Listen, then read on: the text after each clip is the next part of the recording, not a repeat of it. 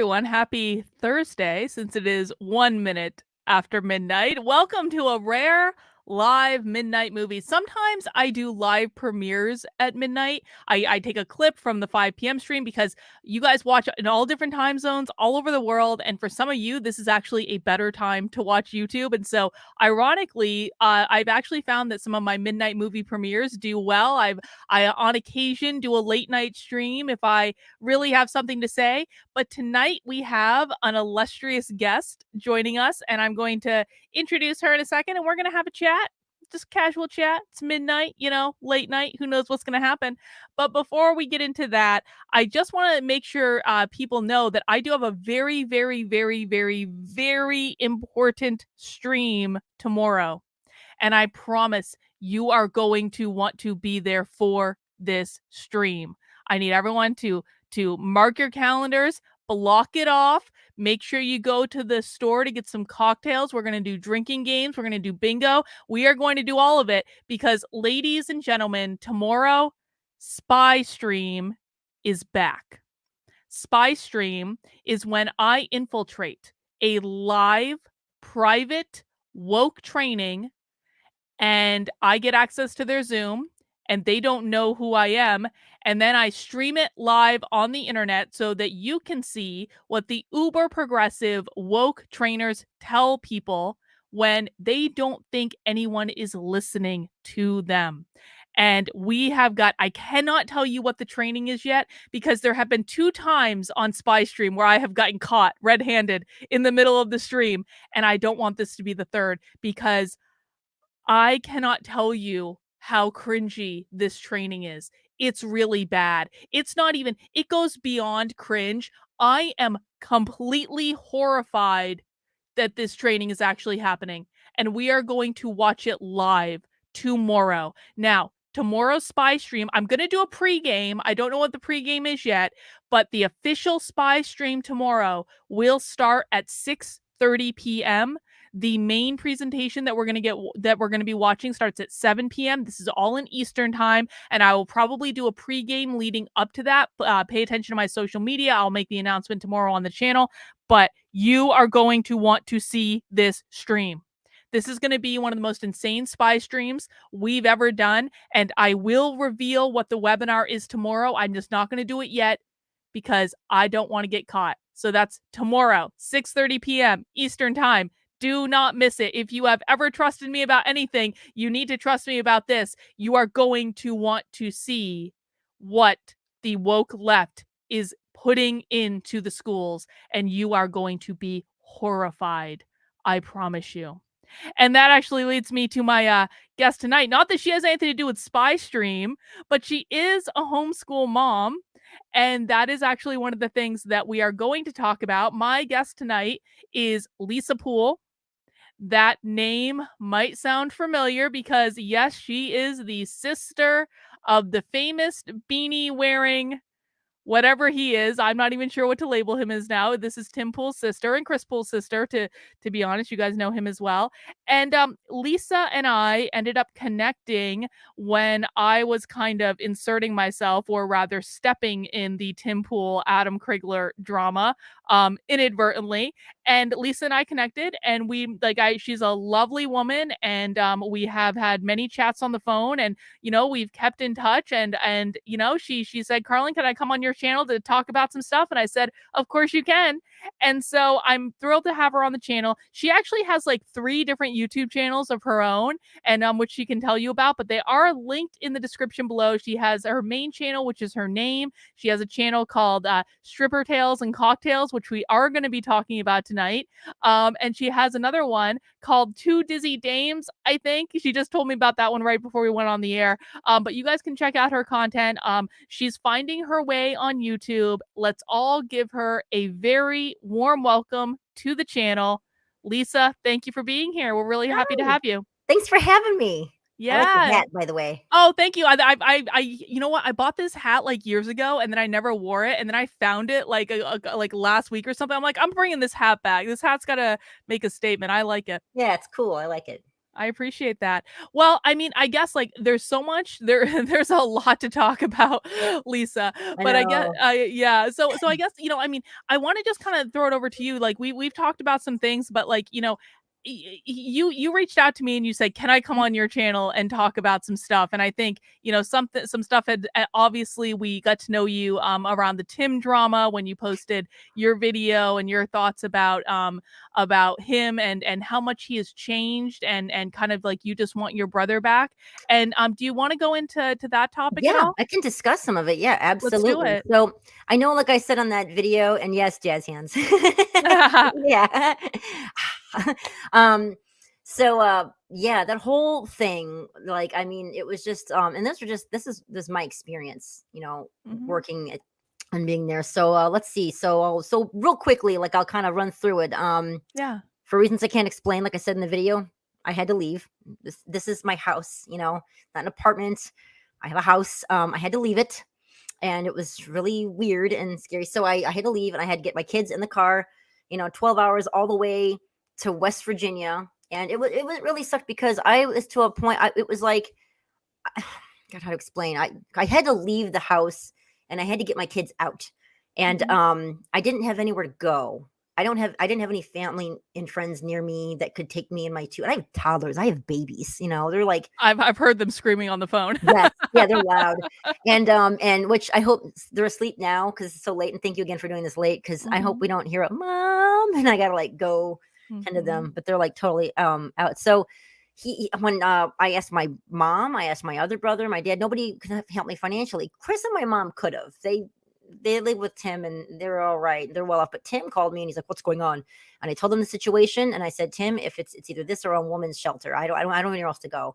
And I don't want to leave the state because her dad is in the state. And so like I said, and he was like, "I am not going to give you a dime because I don't believe in contributing to a slave state." So he put politics before family. And it's like I wasn't asking him for like millions of dollars. I just needed like, I mean, he's a millionaire, yeah. I mean, whatever, that's his business. I just needed like $1,200 to get a deposit on first month's rent. And you know, Yeah. and I had a job. I found a job. I was a stay-at-home mom before, and now I'm back to doing that. But I had found a full-time job with a pension and benefits, amazingly.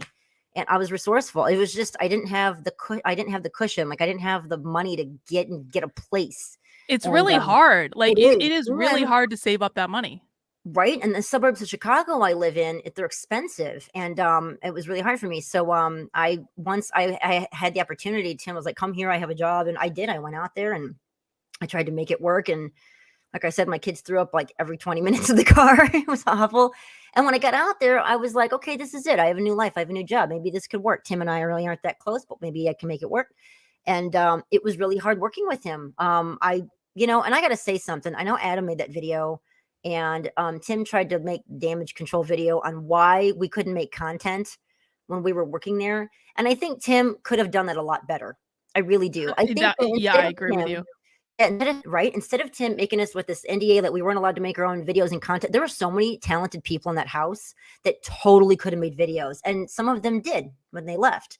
And I think Tim could have said, okay, let everybody do their own thing, be creative, flourish. And then if he sees something that's worthy of like, taking a hold of, then approach them and say, hey, would you like to have it under Timcast Media? But no, he didn't do that. He said no one's allowed to make content and no one's allowed to do anything. It was all about him. And we couldn't, so it was stressful because one of the people in that house who was a good friend of mine, she had a channel she wanted to do with a cute name and everything, and she couldn't do it. And it was like we talked about it all the time of what content she could have done. And even Andreas, he had his thing. He had to stop doing it. It was like everybody was you're like frozen in time there. You So can't do, and. so I want to make sure so it's really clear for people what they're hearing. So this goes back to like Adam talking about the NDA that people had to Right. sign, and if you signed that NDA, basically every single bit of content that you made after you signed that NDA belonged to Tim. Like everything. And one of the reasons that Adam didn't sign the NDA was it would have included his music, his wife's music. This would have all belonged to Tim had they signed that. And I'm Yeah. gonna say, like, I've signed an NDA or two in my career, and I have never seen an NDA like that. It was excessive, and I like it really does Yeah. does seem such a shame too because it's my understanding that like, how Tim pays his employees is like, you get $48,000, and then you can make like you can make money on top of that, like things you make go on top Yeah. of that. And it's just like that type of NDA seems to even be stifling people's ability to produce additionally on top Right. of that. It was just like it was so difficult, like working there. And then, like I'd spoken about it in my video about how he spoke to his employees as well. It just wasn't. It was weird. I just and I didn't. I don't. I knew him when I was a teenager, but I didn't really get to know him that well as Mhm. like a sister as an adult. I'd known him here and there, and but I knew him, and I had experienced like good times with him with my kids, but in the house, it's like, I don't know if it's the money that got to him or what. And sometimes he says things and I'm just like, man, is he a different guy? And I fully believe he needs to take a vacation. I really, really do. I think I it would help a lot. I 100% agree with you on that. And like what I've kind of assessed, and this could be wrong. Listen, I've never met Tim. I've never talked to Tim. For some reason, everyone thinks I've been on Tim's show. I've never been on Tim's show. I will never be on Tim's show. But like, my impression is that, I agree with you, even as like an outside observer, because I used to watch Tim like when I was red pilling in like 2019. I watched him like religiously. He was a very key part of my red pill journey, and I really appreciated his perspective. And then I had made the decision at one point that I was just going to stop watching content creators. This happened sometime in 2020 because I was creating so much content and I didn't want to be influenced by other people. I wanted to be myself doing it. And so I just stopped watching everyone. And that included Tim, that included every major content creator. And I really only picked up starting to watch him again, I think here and there every once in a while in 2022. So it was like a full, like, couple of years, and he had changed so much, and the type of content Yeah, that he was doing had changed so much. And I was like, this is like, it was like he sold out was the impression that I got. And, right. and the impression that I was got is like, okay, I get it. This is about the money now. He's got this big show. He's printing money. And by the way, good for him. Yeah, I don't take anything away from Tim in terms of like he works his ass off. You can he tell does. that from afar. And like, so, he's earned everything he has, but he's a sellout to me. And I don't get it. And I Yeah, think it's just too bad. I know. I've spoken with my dad, and it's like we don't know. And I think I mean, we're like, is he doing this for monetary gain? He can't possibly believe half the stuff that he says. Because some of the stuff I agree with. There's some things like I was watching your video, like I told you earlier about the one with him with Daryl Davis, and it was an older video that you reacted to, Mhm. and I agreed. And like some of it, you're like, okay, and then some of it were like, no, no, no, like it's like stop, Tim. It's really difficult. Plus, it is hard for me to listen to him because it's him. So like his voice is like I because I'm used to imagine. hearing him scream at employees with that voice. And yeah, it's really awkward. So I'm glad that I came back here. But then when I came back here and I was able to come back into this house, it was okay. Then I had to deal with, oh my God, the Shmashmina stuff. My God. That Yeah, and woman was this so is reckless. another person that was at the Cast Castle that will Yeah, well, I remain never met. anonymous. Nobody, not one person told me who the hell she was. I had no clue. It would have been really nice. And it's like I said, like when I was working there, if every time I saw like some mail of hers, I'm like, who's this lady? And they're like, oh, someone used to work here. And not once, not one person. And the problem is, and I know Ben tried to like not really say, but I'll say, so basically, when I was there was that girl I was talking to in the house and everything, and she told me some stuff that I didn't know that was really sensitive. I was just talking to Shmishmina, and it got out, and she was like, "Oh!" and she freaked out, and I was like, oh my god, what have I done? I had no idea what I did." And then Shmishmina went on Twitter, she went on the vlog comments, she started screaming at everybody, and I'm like, "What are you doing?" And she went reckless, and she does this on her Twitter all the time. She goes on her Twitter and she Oh, blows up stuff, sensitive information. She she's says really, she it's came like, after me too. It was like, that's right, she and did. I had one conversation with this woman. I didn't even know who she was because again, I never watched any of the Cast Castle stuff or anything. I didn't even know I didn't know who any of these people were because I never watched it. But like she and I had one conversation when I first started like talking to a whole bunch of people who had worked for Tim, and then she freaked out and Yeah. blocked me, and then she unblocked me and apologized, and then I didn't really say anything else to her, and then I found out like a week ago or something that she had like posted the DM conversation She that did she it and to I had me had, too. and I was like, Yeah. what the hell is What going she does is on? and she recorded everything I did, and I had no idea. She didn't tell me. Oh my God. A friend of mine told me, "Hey, watch out, she's recording your phone calls." I had no idea. And then she screenshotted all of our conversations and put them all on Twitter. Like, who does that? Like, you know, it's like Indeed. ridiculous. I don't understand. So she's reckless. So I had to block her. I mean, I had to stop talking to her. And the woman that and when Tim was screaming at me in the car when I was on the way to visit my kids, she told me, she was like, she's recording everything. And I didn't know she recorded. She was just like, it was just like, oh my God. And because thought she was the swatter.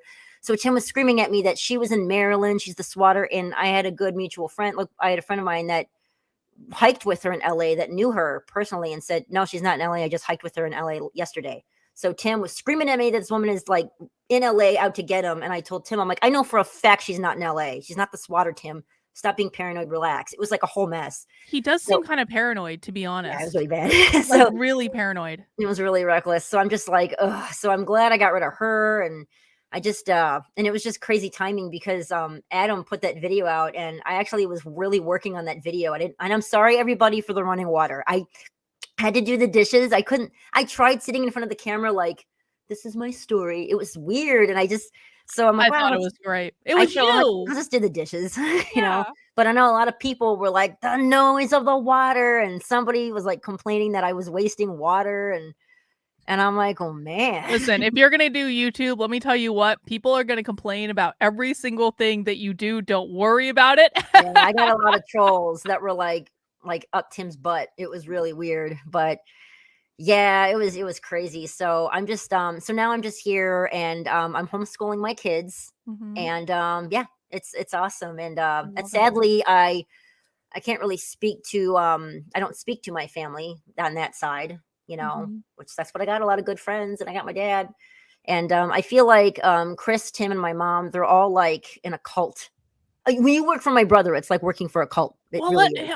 I have to talk about that. Like, why do you say? I mean, and I don't, based on things that I've heard, I don't necessarily disagree with you. But why are you characterizing it like a cult? Okay, so when you go in there, it's like because you're not allowed to go on social media, you're not allowed to have, and he gets so angry when you speak to ex-employees.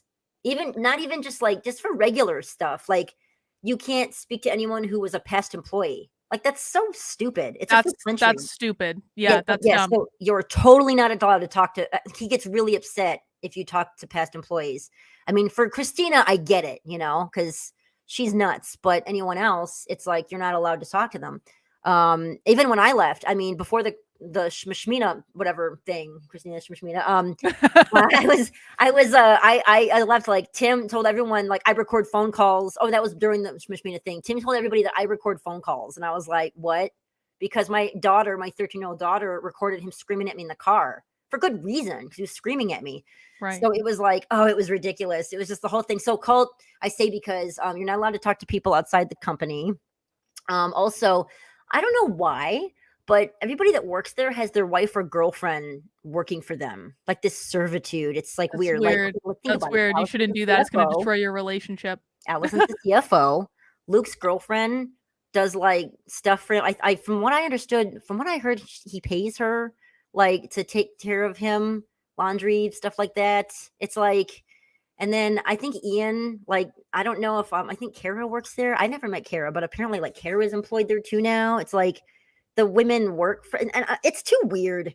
And it's like, I don't know, man. And Tim, everybody walks on eggshells when Tim walks in the room. He's the big head honcho. It's like a cult. It really is. And I'm so glad I'm not there anymore. And it was, Yeah. and as much as I hated walking in on Miracle, and by the way, Miracle getting fired, she got fired in an awful way. I lightly touched on this when you were interviewing Ben and in the chat. So it goes back to we had an employee that got fired for a broken sign. He saw a sign and I was so sad. This camera guy is like such a wonderful guy and he worked his ass off for Tim. And the sign that my mom got Chris or something, I'll get in this real quick. And it was like a cute little crappy like $6 sign. And by the way, when you get things for Tim and Chris, like I said about, remember the pictures I talked about, how Tim treated me? They don't treat things very nicely when you get them stuff. So There was a sign on the table. It was covered in junk. And this guy was like, I'm just going to clean up because I didn't work there anymore. So he snapped it in half and threw it in the garbage. I guess it had been there for a while. Well, Chris saw and got really, really angry and went to Tim with it. And then next thing we know, Tim fired him and saying he is purposely destroying company property, which Oh, wasn't come true at on. all. He actually apologized for it and offered to pay for this sign. And it was an accident. So Tim fired him and had he had it on the work chat.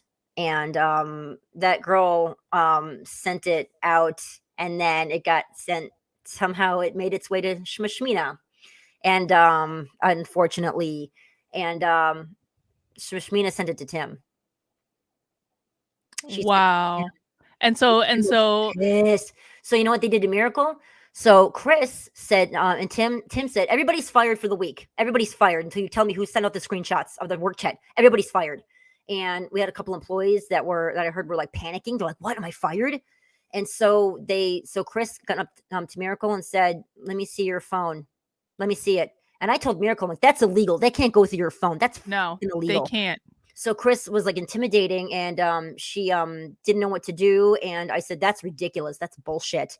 So they told her, give us your badge. You're fired. They walked her out. And guess what we found out? Right after she walked out that front door. Okay, never mind. Nobody's fired. Nobody's fired. How awful. They treated her so fucking poorly. Sorry, I know I'm swearing and everything. That's all right. It was like so mean. They were like manipulative bullies, you know? And I mean, it's it seems like Chris was acting like he was in the mob and he was going to shake her yeah, down to get her have you phone. seen how It's he dresses with the hat and the gold chain? He dresses Yeah. like a gangster, like something out of Sopranos. Like he really is like a goon. I'm like, oh my God. But that's not how you run a company. You don't run a company by having your brother shake down employees demanding that they give you their phone, and after you fired everyone for no good effing reason. Like, Tim really needs an executive coach. He really does. He needs someone to teach him how to be a leader. That's not cool, man. That wouldn't fly in any media company in the world, and Tim is lucky he hasn't gotten sued doing shit like that. And Tino, you were very right. That is a violation on so many labor laws. Like, how can that be legal? That is so ridiculous. Like, oh my God. It was just like awful. I felt so bad for her, but luckily I had beefed up her resume and I helped her, and she found and she's doing so much better. She works for a company out called Wow Your Closet. They do closets. Good. And she makes more money than she did at Tim's, and she's very happy, and her boss sounds like a great guy. So she's really, really doing great. She's in a way better spot than she was at Tim's, actually. It's always the way. And I'm sure there's so many people that are going to watch this that are going to be like, oh, I do anything to work for Tim Poole. Well, when you're in that situation and like you are walking on eggshells every day and you can get fired over something stupid and you're physically threatened if you don't let them go through your phone, that's not a place you want to work. I don't care. Yeah, well, I mean, exactly. And it's like people, like, if you, like, any place that will just fire an employee at any time for any reason, like willy-nilly, that sends a message to, like, everyone else that works there that, like, you're not safe either, and they're not going to be able to do their best work. They're not going to be able to be their most creative. I felt that way when I was his sister. I mean, and I had spoken about this a few nights ago. I know I was on Martin Speaks, and I talked about the sock incident. And for those of you who don't know the sock story, I'll tell it real quick. So there was a moment where I was in the green room, and thank God my kids weren't there that day, but Tim has a very big thing about his socks. No one's allowed to touch them. When I started working there, if you saw a pair of socks, you don't touch the socks. Big deal. No one touches his socks. And so he had a pair of socks that was like in his shoes by the skate park area in the basement in his half court basketball park. If you saw on the vlog, you know. And I hear, Lisa. And I was like with the camera guy, and we're like cleaning up a window or something. And I was like, what is it, Tim? And I'm standing at the top of the stairs looking down at him. And he's like, where's my socks? Where's my socks? Where are they? And I was like, the socks that were dirty, the 3 pairs of socks, they're in the laundry room where they belong. Don't touch my socks. Don't touch my socks. And I had to look at him, and I was like, you're a grown fucking man. You're not a goddamn baby. Pick up your fucking socks. You're banned. You're banned from the skate park. That was like shortly before. What? He banned you from the skate park for touching his socks? Yeah, it was ridiculous. And I think, it's funny because I looked behind me and the camera guy took off. I was alone. He didn't want to be there for that. He was like, oh shit. It's like back away slowly. I screamed back at him. And I know, like, I think everybody that worked there felt like they were like walking on eggshells because like he was so like, oh, it was weird. Like he comes off like, yeah, I'm a cool guy, but he's really not. He's like he's got a stick up his ass. I feel like he does. Yeah, He needs no, to let loose. I he mean, he wouldn't even absolutely. sing happy birthday to Miracle, for Christ's sake. What the hell? Like, he That's so couldn't take 2 stupid. seconds. He wanted to rather watch his movie, Don't Look Up on Netflix. No, I'm busy. And I'm really disappointed Allison didn't show up either. Everybody else was there to sing happy birthday to Miracle. But them. Like, why? Tim should have been there for his employees. He hasn't given. He couldn't be bothered. It was so And aggravating, man. he's Yeah. gonna find out someday that listen, he can spend as many hours as he wants making content. He can get as many subscribers to his YouTube channel as he wants, but he is never going to be able to grow the way that I think he wants to without people helping him. Right. And no one is going to help him if he's treating them like dirt. And you don't just treat like the big wigs with all the money and like the fancy suits that he meets at all these like private parties. Like, you don't just treat them good. You treat the people taking care of you good. You Yeah, treat the it's people weird. underneath It's you like a better. hierarchy. I mean, there was a Yeah. moment I'd heard through the grapevine that they had a trip to New York or something, and he only like selected the ones that he got a plane ticket for. It was weird. Yeah, it was really weird. Like, I know the camera guy couldn't, he had to pay for his own way to get there, but he needed to film it for the vlog. Tim wouldn't pay for his ticket. It was like That's really not weird. cool. But yet, Chris and his new girlfriend, the writer that works for him, they sure as hell got a ticket to go together.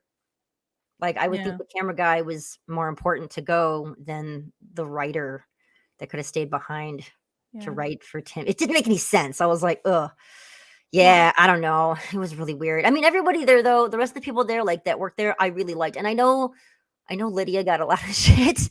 My experience with her was okay. Like, I never had a problem with her. I know a lot of people don't like her. I never had a problem with her. I didn't really read what happened on Twitter though. I didn't read what she wrote. don't go on Twitter. Twitter is Okay, a don't that's just don't better read to it. stay away. Don't 'Cause, don't don't do it. Don't I do it. really enjoy. I know. I heard it was bad. I really enjoyed her. I She did was a so nice whole to me. psychological analysis of Lydia Did based you on that really? Twitter. I I did I did a whole stream about it. I didn't see it. Yeah, I just when I was there working with her and Andy were wonderful, and she seemed great. I never had a problem with her, and she was funny, and she was great. She was nice to me. I don't know.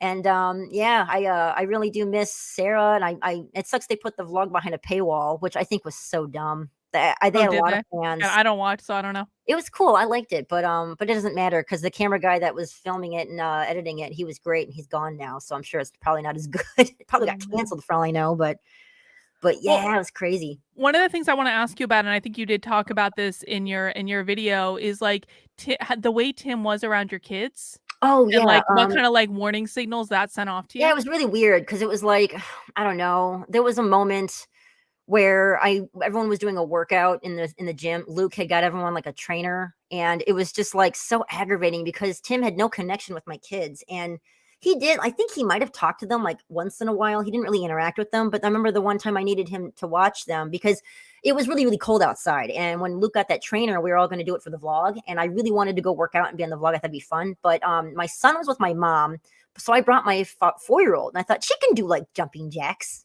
She's 4, and she didn't get out much because she was stuck on that mountain in my house with my mom. I figured this would be really great for her to get out and get some exercise because she wasn't really in like, I was kind of homeschooling, but she was like, really not socializing a whole lot. So I thought this would be fun for her to get out. Anyways, I go there, but they ended up doing in the outdoor skate park, which is kind of like a garage with no heat.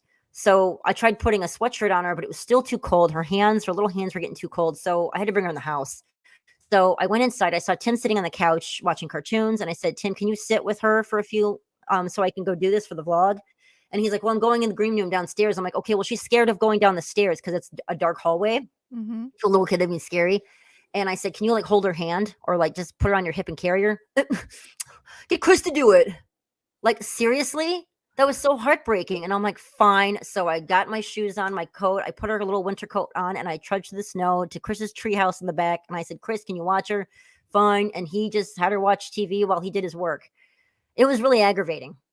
It was really aggravating. And yeah, that story I told where he was like, "I'm a fucking millionaire." That was really ridiculous. That was one of the things I was just like, come on, dude. Yeah. Like And I was like, he "You're a fucking asshole." Like, I was just like, what the, I could not believe, and I know he didn't yell. He wasn't yelling at my daughter at that one where he was like bragging about being a millionaire, but still, he didn't want me to like console her. She was having a temper tantrum, and I don't know how much you know about like little kids when they're upset, but when they have a temper tantrum, I know you're supposed to ignore the tantrum, because they want the attention. But she was like covering her eyes and she was kicking her feet and being upset because she wanted to play in that arcade. And I understand it's expensive. And I was like telling her, come on, you don't want to wrench on the joystick. It's okay, which I get, you know, and that was fair. He was like, hey, can you get it off that? I don't want to wrecking it. And I'm like, oh, of course. And then she was upset because she thought it was cool. So, but plus she had, for you guys don't understand, we were there all day and she was tired. I didn't, my mom really doesn't have the patience for little kids. I noticed that after having my mom watch her for a while, both my kids. And so I had to start taking them to work with me. And then Ian complained they were too loud. It was like so weird.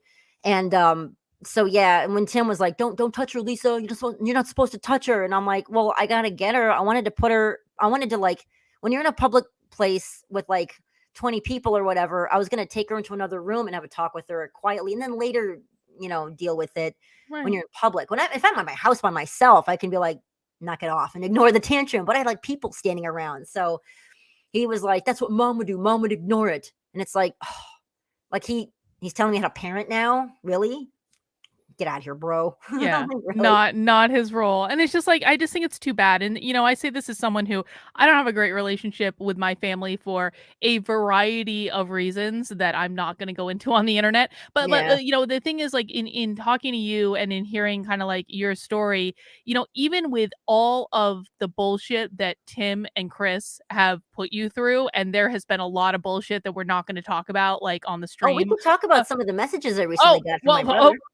If you want to talk about it, sure. I mean, I don't want to say what they are, but they were pretty awful. So recently, they were really awful. Yeah, they were. Yeah, I read them to you. So there's a woman here on YouTube that is like really stalker, worse than Shmashmina, and she's pretty awful. She threatens Tim and Allison with violence, like on her videos, and threatening harming herself, and she's really, really scary. So my dad and I have caught her channel a couple times, and I mean, I don't get along with my brothers and I'm really pissed at them the way I got treated, but I don't want them dead, you know? Yeah. So I said, screw it. So I had the link to the woman's channel, and I know I made that video and they're not happy about it, but hey, when it's all said and done, like I said, I don't want them harmed or hurt. And so I sent the link to Chris and I said, hey, this woman is getting really threatening with violence, just to let you know. And the way he insulted me was so awful. Man, it was really, I didn't even want to say it on here. I read them to you. They were pretty bad. They were very disgusting, they were very abusive and it was very awful. The things he said. It's like, forget that I just told you that this woman is going to come and probably shoot him in the face. Yeah. I guess he didn't really care. And instead he wanted to attack me and project his anger. And it was pretty awful. It was egregious, and no one deserves to be spoken to in the way that, I mean, quite frankly, either of them have spoken to you. And it's just one of those things that, you know, like I even when you have difficulty with family, you should still be able to reach out to them when things are important, to say, you know what, we need to put the bullshit aside. So what, you made a video. So what? Like, I have had 8,000 videos made about me. Most of them aren't true. And it's just like, you're giving your side, and you wanted, like, you know, when I watched your video, like, and I think, you know, we watched the video on your, on the channel, it's like, you wanted your brother back. This was like a cry for help. It was like an intervention. There wasn't malice. I've never heard you speak about them with malice. I've only heard you talk. And this is like, I mean, we've talked a lot privately, like, you just want the best for them. And it's like, I wish that I could have like, that my sibling would be like you are. My sibling, unfortunately, is more like Chris, which is why we don't talk. And it's just like, and it's like one of those things where, you know, it's just, I feel like it's just like, it's too bad, because all of the money in the world is not going to be able to buy family. All of the money in the world isn't going to be able to buy people who care about you. And I just think it's just, it's heartbreaking to me when I see people like you, and like, you're a genuinely good person and you're trying and you just want the best. And it's like, they just shit on you, and it's just not really okay. And I know Chris at one point, this I'll say, like, he called me a greedy piece of shit. And I'm like, if I wanted Tim's money, I would have stayed there. Right. Chris admitted to me that he got $100,000 for Christmas. I remember Tim made that tweet. I'll give my family members $100,000 and my enemies ladybugs. You know what? I'll gladly take the ladybugs. I'm homeschooling my kids. I'll teach them about ladybugs. You know, and actually, a friend of mine that I do a channel called Dizzy Dames Two Dizzy Dames, she is really into gardening, and she's awesome. And she said that ladybugs help with aphids under rose bushes. So Ah, I don't have rose bushes. Maybe I should get some. But if maybe ever, you should. Well, I let's did talk. meet Seamus. Somebody Oh, just sorry. oh, I just that's saw okay. that. That's okay. We can put it on the screen. What did you think of Seamus? He was all right. I know he Yeah. makes the Freedom Tunes. He said he was from Chicago, and I'm like, what part? And he's like, LaGrange, and I'm like, that's not Chicago. But like, I remember like he had like some food up on the fridge or something, and he wanted to save, and I'm like, this bread is getting old. Please, I'm throwing it out. But I didn't get to know him that well. He was all right. He wasn't like a mean guy. He was nice, and his cartoons they're kind of funny sometimes, you know. I'll admit though, whenever Tim does do the Fauci voice, I do think that's funny. Mm-hmm. When Tim does the Fauci voice, I do like that. But other than that, I can't listen to his videos. Oh man. Oh man. Well, I want to ask this. Dub says, I bet Tim has showed kindness occasionally, hasn't he? Would you say that? Yes, actually, yes, he has. So when it was my birthday, when I was there, he did make me a cake, and I was very surprised. That was cool. And it was like, it's like it's just I'm torn because it's like he did that thing that he didn't have to do. I mean, although the cake wasn't a cake that I would have eaten, I ate it. It was all right. He made me a keto cake, so that's okay. Okay. And Well, I mean, it's the thought that counts. right, right. It's the thought that counts. So it's like he did do that, and I was appreciative. And it was funny because Ian ate the cake, and like Tim was pissed, and Tim went off on him really bad before he came to my house because who I guess Tim had left it in the fridge, in the main fridge of the house. I don't know why. He could have put it in his personal fridge, but he left it in there. And then, yeah, I guess Ian took a big slice of it, and like Tim scared the shit out of him by screaming at him before he came over my house. Oh man. But that was nice. I did appreciate that. That was Mhm. cool. So yeah. I mean, I really do wonder, and I want to just, and we're gonna move on to other topics in a second because she's gonna talk about more than just Tim, guys. We got other Yeah. stuff to do. But I like, I throughout this whole thing, I've really gone back and forth. Is Tim a narcissist? Is Tim not a narcissist? Is he a narcissist? Is he? And it's like part of me thinks that when I say narcissist, just so people know, I'm not throwing that term around willy nilly. I think narcissistic personality disorder is a sad thing. I don't think it makes someone evil. I don't think it makes someone a bad person. It can make people do evil things though, and Right. and to a point where a lot of times they're not even aware of what they're doing. And the reasons that I think Tim is the narcissist is because he always has to be the center of attention. He cannot allow anyone to be more successful than him. He actively puts measures in place to keep people around him down. He blows up intermittently if someone does something that he doesn't like, and even if it's a small thing, because narcissists hate being taken out of control. So Tim's socks are like they're about control. It's not about the sock. We all know Tim Yeah. has piles of They're socks laying socks. around. They're socks. So but it's a control issue, and you took him out of control, and that's why he's pissed. But then he does nice stuff like bake a birthday cake. But it makes me wonder, I'm like, did Tim bake the birthday cake to be nice, or did he bake the birthday cake to say, see, Lisa, I baked you a birthday cake. Aren't I great? Well, it's the same as when he wouldn't help me out like when I really needed it, when I was like destitute. I thought I had nowhere to go with my kids. But he offered me this free house to live in this job, which I'm grateful for, but it's not the help I needed. It wasn't Right. what I needed. So now he's like, well, I gave you a job. I have you this free house you can live in. That's not what I needed. But I didn't have anywhere else to go. It was either that or a homeless shelter with my kids. And I don't want to do that to my kids. So it was like, what was I supposed to do? You know? I Right. didn't know. It was like, so I know people are like, oh, you just wanted money from him. Yeah, you just asked him for money. Yeah, I did, because I didn't have anywhere to go with my kids. All I needed was like $1,200. I wasn't asking for like all this money, for him to Mhm. give me. It was like, oh, it was just crazy. So yeah, I know what you mean. He did this nice thing for me. That's great. But it's like I don't know. Maybe that's what the cake was. I just think it's too bad. Well, Alexis says, Carlin, tell Lisa she is an amazing sister. Tim and Chris are both clueless. Oh, thank you. Maybe one day they'll get their heads out of their asses and we'll all be cool. I don't know. I hope so. And I think it's one of those things where everyone needs to just calm the F down. So what? People have made videos. So what? Like Chris threatened to sue Tim, and now Chris is working for Tim. So I don't there's all sorts of backstory. There's all sorts of intrigue. This is typical kind of like family stuff. And you just happen to be in a family where this stuff is playing out live on the internet, which isn't always ideal. I know, because people have dragged my dirty laundry all over the internet and I didn't like it at all. But it's just like, it's at the end of the day, family is family, and people should just like put their egos aside and talk to each other like human beings and not freak out over socks. Yes, and growing up in our house, it was really difficult. I mean, our parents weren't around. I know I did that interview with Tim, and that's true. We were like latchkey kids. Both of our parents were like never home. They worked, and it was really difficult. And I think the narcissism came from our mom. I really, really Mm. do. I didn't think of that until my cousin pointed that out.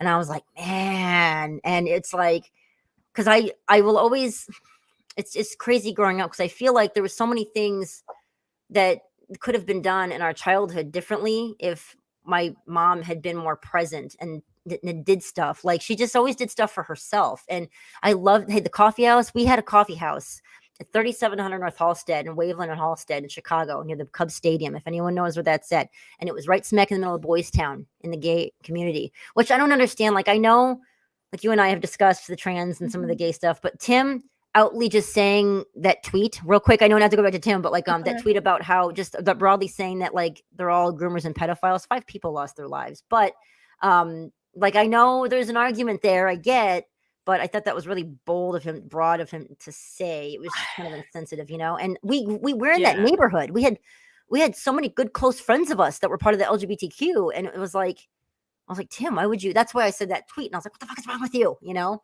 But having that coffee house, my mom wasn't with us a lot. I mean, I dropped out of high school. I should have been in school. I should have gone to college, and it was completely neglected. And I will never forget the day I dropped out of school. I did 6 months of my freshman year, and my mom was like, "Get your GED." Yeah, just get your GED. No big deal. I should have never done that. I should have just stayed in school. Granted, I was an honor school, so when I tried to go into the Kennedy High School, the public, and I really wanted to go to school, and I think that if I had gone to Kennedy, they would have just let me along, and I would have graduated. It was it was a crappy public school, but my mom didn't do that. I will never forget the day when I was like, "Hey, mom, you're going to enroll me?" And she's like, "You're a big girl, do it yourself." And she never did it. And then I was like, "I can do it myself." And I was like 15, and so a week turned into weeks, weeks turned into months, months turned into years. Never went to high school with the mentality of just get your GED, not a big deal. So that's why I never pursued that. And then I know I got into the dancing, and we'll discuss a little. We're going to talk about the stripping. I'm excited to talk about the stripping. I am. Yeah. I know I'm excited to talk about that too. But yeah, it was really interesting. So I think my mom had a lot of selfish stuff, you know, going on in her life that she really didn't focus on us as kids. So Tim grew up with a whole other family. He was never at our house. That was crazy. And like Chris did his own thing. We all just kind of did our own things. It was like we really were like latchkey kids. We just come home whenever, and our parents really weren't on us 24/7. Not really. You know, that's kind of sucks. So Tim, I know I don't know if that's why Tim is the way he is, but I think a lot of it is the money. Well, I think the money certainly plays into it, and like if he is a legit narcissist, like they like their status. It's not even about money as much as it is status. It's Tim saying, "I'm a millionaire." Like that's about Tim has had money for a long time. Like that's about status. It's about showing that he can. But I think that, you know, I mean, I think it absolutely could have something to do with it because, you know, it's about security. Money oftentimes is about I am safe. I am safe. Right. I have what I need. I'm always going to be able to provide for people. I'm always going to be able to provide for myself. And I think that absolutely could play into it. But you know what? I mean, like, I just want to say this about like, because I think, you know, a lot of people can probably relate to the experience you had in childhood with having less than ideal parents do less than ideal things. And I my perspective, because I certainly had less than ideal parents, mistakes were made. But I think that, you know, the mistakes that our parents make oftentimes can lead us to where we need to go. You know, I mean, for me, like I didn't talk during my childhood. I did not talk in my own house. I mean, we're talking for years and years and years because every time I opened my mouth, there was some sort of punishment. And I'm not saying I got hit physically, but I was emotionally screwed with my entire childhood.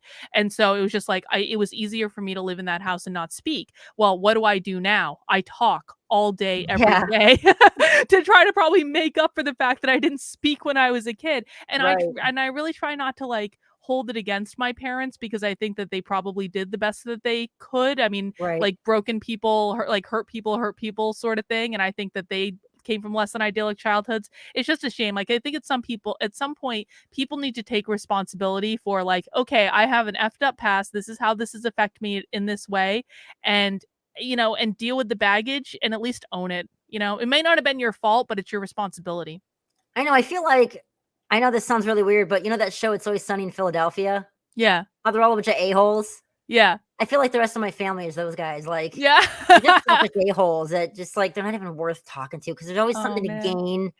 They're judgy, and it's like, screw this. So maybe it's better off. It sucks.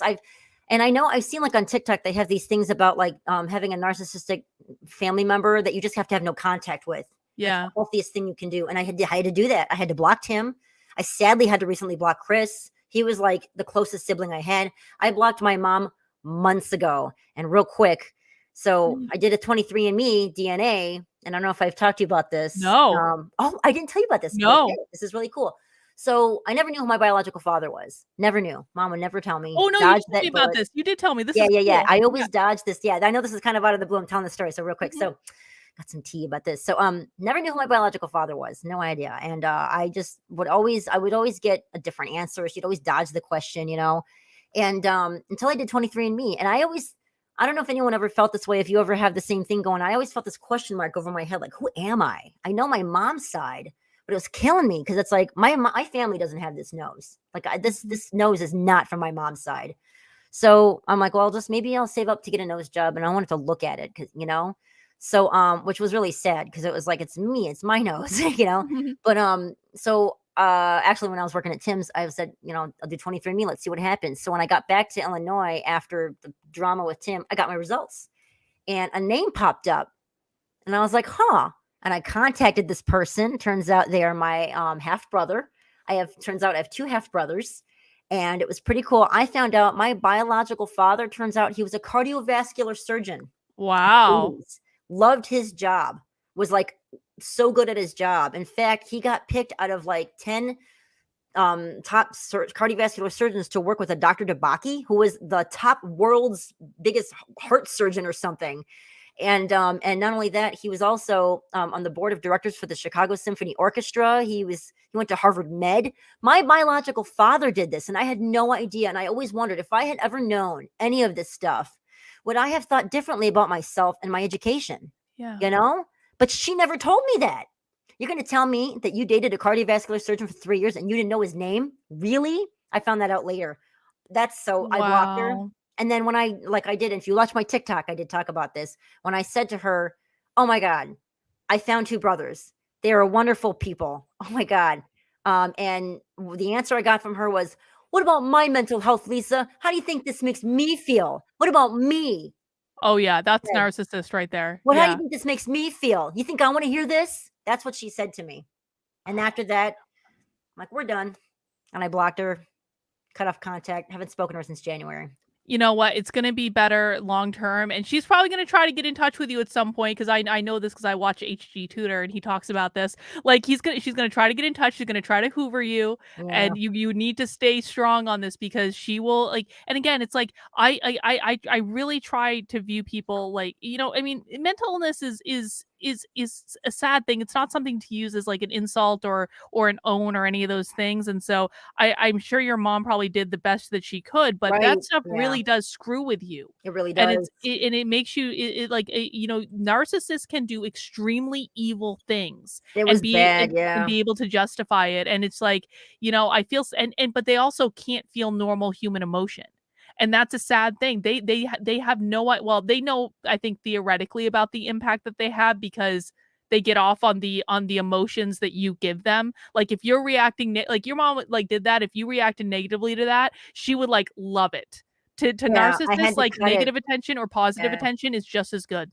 You know what's crazy about this is I didn't have the best relationship with my stepdad, and now I have Yeah. a wonderful relationship with him, and I love it. It's great. Like we Isn't that really had a great? bad relationship, and it's funny because my mom is my biological mother, and he's not my biological father. He's my stepdad that I grew up with since I was 2 years old, and my mother has never once apologized for my education. Nothing. And by the way, now I've tried to get my GED when I was 25. I walked in, I took the whole thing, I passed everything but the math. That's the thing I can't pass. It's like a brick wall to me. Math is like Chinese to me. I need a good tutor to sit one-on-one with me in person and work with me. That's the problem. And if I had just finished high school, I would not have this problem right now. And I have taken so many damn GED classes. You have no idea. The Socratic method does not work on me at all. I have to get one-on-one. I was diagnosed with ADHD at a very young age by an actual neuropsychologist. I got diagnosed. That my mom did for me, thank God. But the funny thing is, I've never gotten an apology from my mother saying none of thing, I mean, but my stepdad actually, we did have a discussion once, and this is going to make me cry. I'm trying not to cry, but he actually apologized for my education. He That's did that. nice. And that meant That's the really world nice. to me that he did that, because I didn't, oh my God, because he's like, that's on me too, because he was my stepdad. And I couldn't believe he said that. My mom, and when she yelled at me that day about my finding my new brothers, I really wish I would have gotten, I was really hoping to get, oh my God, I'm so happy that you found, I'm sorry I couldn't give you the answers you were looking for. I'm so glad that you found them. It was all, what about me? It was like, she's never apologized for my education. It's like, And so, she probably never will. no, and I never will. And it's like, it's so crazy. Yes, Khan Academy. Okay, so funny about that. I see this comment about Khan Academy. My mom actually has a math channel, which is funny. And I can't listen to one of it because, and she's got a lot of subscribers. She's got over 100,000 subscribers. I can't listen to her voice. I can't do it, because every time she tried to sit and tutor me in math, it was so difficult for me sitting with her. I felt like she got really impatient with me, and it was really difficult. So it's like, it's really weird. So, yeah, I can't watch her math channel. And she does help people with their GED all the time. People message her going, thanks for helping me, from other countries. And it's like, wow. So she hates Khan Academy because that's like her rival channel. But I should go to Khan Academy. So if any, you should get, that would be a nice symmetry. That would be a nice own on your mom, wouldn't it? If you got help from Khan Academy. Well, if anyone can help Lisa to learn math, so if we you're can in the get Chicago her area, yeah, and you live near Aurora, Illinois, I really could use a one-on-one. I need a one-on-one tutor. And when I looked up tutors near me in Wheaton, I found some high school math teacher, but he wanted to charge $45 an hour for semi-private. And I'm like, what? no, That's ridiculous.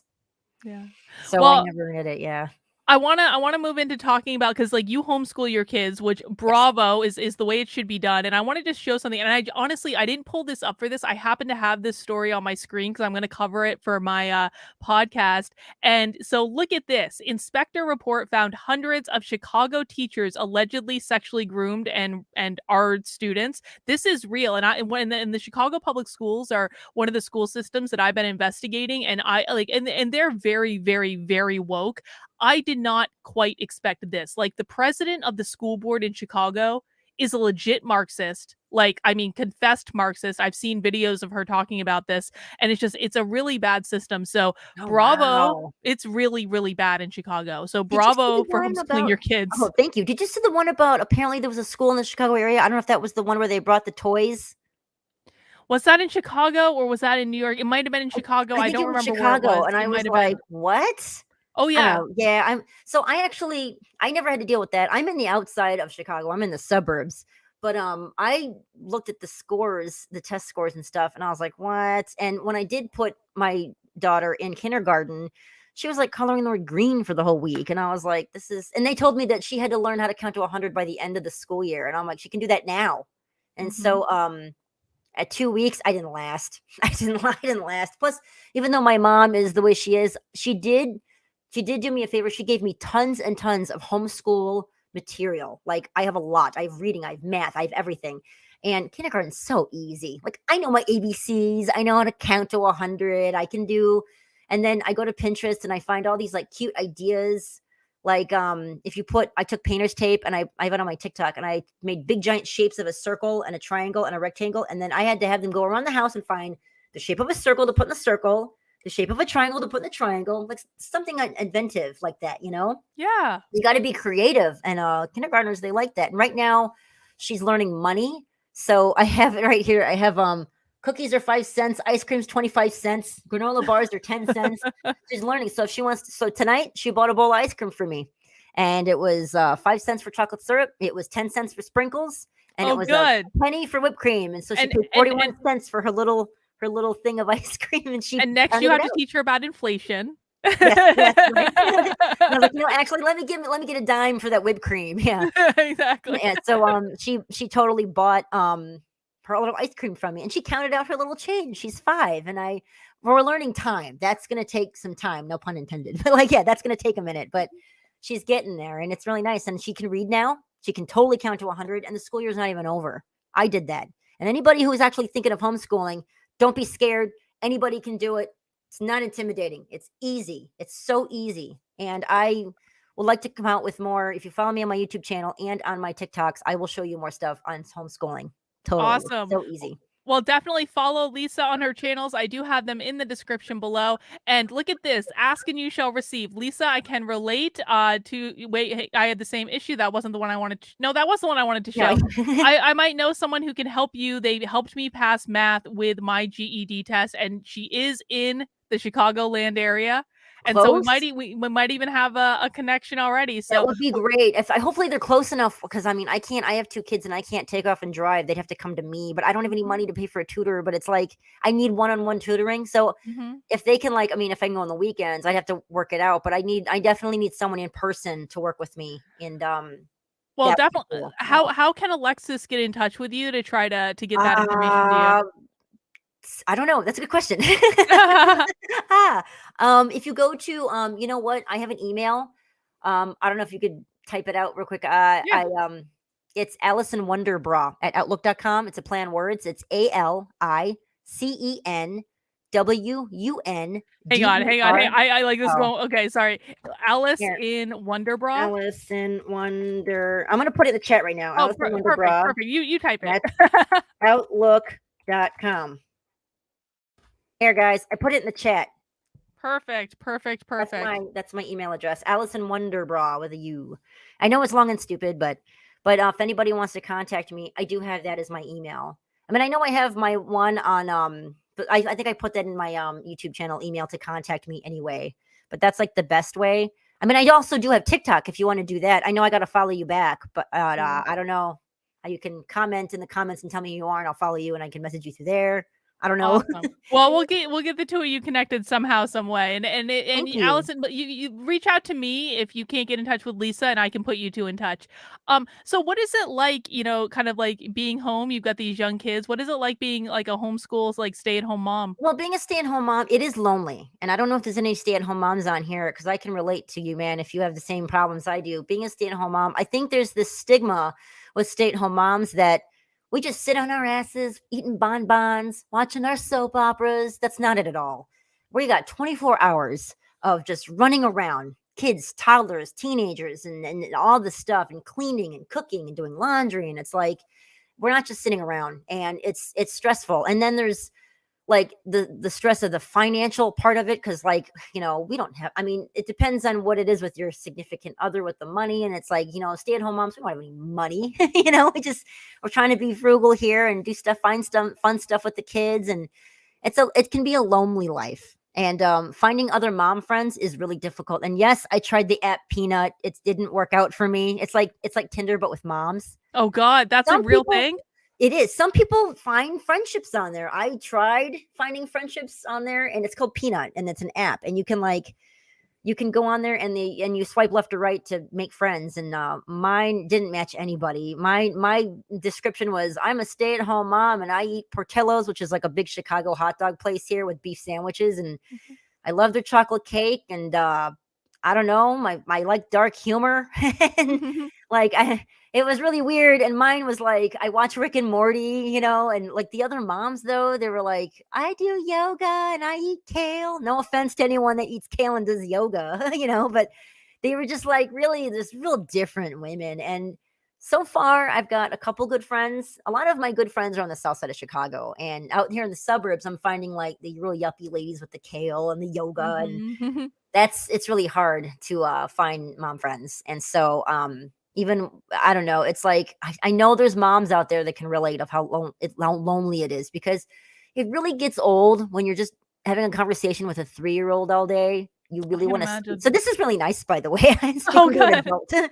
Because I hear just my daughter, my 5-year-old, when she tells a story, when little kids tell a story, Mom, and then I wanted to go outside, and I'm like, okay, what's the ending to this story? And it just goes on forever. and then my shoes are blue, and it's like, Oh my gosh. I just That's want, why I don't have kids. I can't do it. yeah. Or yeah, and then when they poop their pants or something, and it's like, Really? Really? like, that meme with Ben Affleck when he's got the cigarette outside and he's just like, ugh. I don't know if Yeah. you've seen that. And then it's Yeah, I have, yeah. yeah, and somebody made that a meme where it says, "When I hear my kids dump the toy box out." That's legit. And it's like, oh, really? And that's that. I have a whole tub of Legos. They'll just and I'll hear the noise, and I'm like, no, I just cleaned and vacuumed. I mean, I think it's so sad though, and I think I think that so many people are lonely nowadays, and it's bizarre to me because we are more connected than we have ever been. There's more ways to get in touch with people and stay in touch with people than there's ever been, and yet so many people feel lonely. Like I even I mean, I stream on the internet every day, and I feel like I'm in my second bedroom talking to myself most of the time, Yeah. and so it's like, I don't identify directly with like the experience of like having kids and only having to be around kids all day every day, but I think a lot of people understand that loneliness, and I don't know why that's a problem that like we can't solve. Well, I just think a lot of people today too, everyone's fighting so much over the politics and Yeah, these it's Democrats true. and Republicans and everything. And that's why on my channel, on my regular Lisa Poole channel, I'm trying to do more charitable stuff. Like, I don't know if you saw, like I tried to help the homeless shelter near me. I'm still trying to do that. I kept that cooler on my porch where I'm trying to collect mini shampoos, lotions, baby wipes, toothbrushes, and anybody that wants to come and donate it on my porch, it's there. And then what I do is whenever it gets full, I take it to the homeless shelter. It's 7 minutes from my house and I dump it off. They do need stuff, but the guy told me, he's like, we don't need clothes, we don't need shoes, we need like toiletries. And I'm like, yeah, that totally makes sense. People need Mhm. that stuff too. So I left that out. And then the other one I did where I helped a friend of mine out whose son is a heroin addict. And he's long gone now, but she might be getting a 13-year-old foster a 13-year-old. So that room was pretty gross. It had like vomit and blood on the wall. Oh god. And I don't know, cigarette burns in the carpet. So in my video, I scrub the walls and I try to make it cute for this girl, and I'm just trying to help out. And if anybody wants to donate, all I have is a Cash App. I don't have anything else. But if you guys want to donate to it, anything I get from that, I will take it. And I would like to make a video doing something else with that money, like paying off some kids' school lunch debt or something. Mhm. I So think that's great. I mean, and this is something that's, definitely come through in our conversations in that like you like to help other people. You yeah, I spend you mean, spend time and energy helping we other gotta have people. faith. We gotta put faith in humanity again. We gotta help out and give back or something. Like today, somebody left Yeah. an Aldi cart with a quarter in it. So I didn't take the cart with the quarter. I put it back and left it for free for the next person. That's Mhm. how it should be. But not everybody does that stuff. A lot of people are selfish out there, and you got to think. I mean, I think there is a lot of good people. Maybe I don't know. It's just I see I think everybody there fighting are, so much but online, and it's like all this stuff, and it's like, man, I don't know. But I hope so. I mean, No, I think there are still good people in the world, and I think like I think that the only one of the ways that we find meaning in life is by being of service to other people, and I think that's one of the things I really struggle with this whole like content creator space is I never wanted to be famous on the internet. That was not my life goal. Like I was a quiet psychologist, like being left alone. Like, and I was serving people. I was trying to help people in ways that I could, and I don't want to make it sound like I'm a saint, and I know you're not a saint either. But it's just like like yeah, just because you are selfish in some areas of your life doesn't mean that that's all that there is to you. You can take care of yourself and you can take care of other people. And I think that life is going to be fundamentally better if you're taking care of other people, at least as a portion of what you do. And, it's just like, I think a lot of people have lost that because I think a lot of people are so self focused and like what they want and what they need and what their opinion is and hating on people who disagree with them. And it's just like, most people are just trying to get through the day, man. That's all it is. right. Most people are just trying to get through the day. Yeah, right. If anybody, the Cash App, if you ever want to donate to it to help me out, to help me donate, because I'd like to get more shampoos and stuff for this homeless shelter, also, and toothbrushes. And there's kids in that place too. My Cash App is Lisa Poole 1980. If anybody wants to do that, I don't know. So Lisa, I don't know how to do Cash App. I think it's like money sign. I don't Lisa know. I don't know. I Poole don't know how to do GoFundMe. That's the only thing I can think of to do that's quick enough. 1980. No, I think so. I put your Cash App in the chat, and I want to thank Kino Reviews, Lisa and Doc. Hope this helps. I'm gonna send half the super chats to Oh, Lisa through her well, Cash App thank you. to do charitable stuff with them, because I think that's only Thanks. fair. Yeah. And when I was in the Yeah. Dollar Tree, because I wanted to get stuff for this homeless shelter, I wish I had Mr. Beast money. I would just buy the whole thing out and go bring it over there, but I don't. So, but I think the message I want to get out is that anybody can do it. Anybody can do this. Yeah. You can call up your local homeless shelter, ask them what they need. They need it. Local animal shelter. And if you know how to sew, like I said in my video, make dog beds. I bet they can use those. Those get ready real quick. I mean, they probably need an extra bag of dog food or fancy feast for their cat, for the cats there. So it's really nice if you can just like get that out and try to help. And I really, really do want to try to. I know there's schools that have the lunch school debt because my daughter had it too, and I was like, what? And I think it sucks when like kids don't have lunch and then they get a bill for it. They have to pay this debt and they can't get free lunch at school sometimes. I don't know if that works, but I know that kids get that backlog of debt. So I would like to try to find a school that I can help me maybe pay off some of their school lunch debt because I know it racks up.